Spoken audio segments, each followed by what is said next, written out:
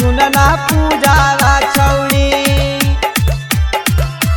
Mixed by DJ Kundan Raj, DJ Kundan Raj, recording studio Bihar Sharif.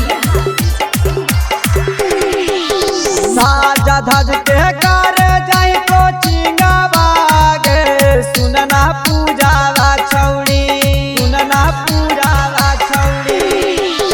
साजा धज के कर जाई कोचिंग बागे सुनना पूजावा छौड़ी। साजा धज के कर जाई कोचिंग बागे सुनना पूजावा छौड़ी।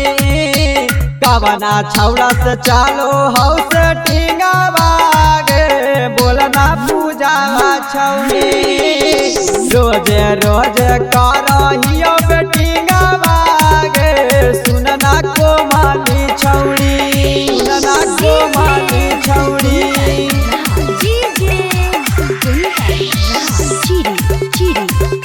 माँ शीतला रिकॉर्डिंग स्टूडियो बिहार शरीफ। रोज रोज करहियो बेटिंगा बागे सुनना कोमली छौड़ी। पढ़ेला जाही धने सर घट कोचिंग बागे सुनना सोनिया छौड़ी। पढ़ेला जाही धने सर घट कोचिंग बागे सुनना मोनिया छौड़ी। कवना छौड़ा से चालो हौस टींगा बागे सुनना कोमली छौड़ी।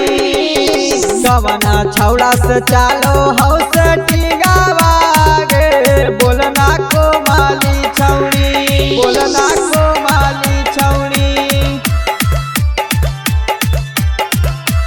Mixed by DJ Kundan Raj, DJ Kundan Raj, DJ Kundan Raj, DJ Kundan Raj. देखल लिया देते तोरा लंबारा बागे सुनना कोमली छौड़ी। देखल लिया देते तोरा लंबारा बागे सुनना कोमली छौड़ी। और राजुआ के देनी तू लंबारा बागे सुनना कोमली छौड़ी।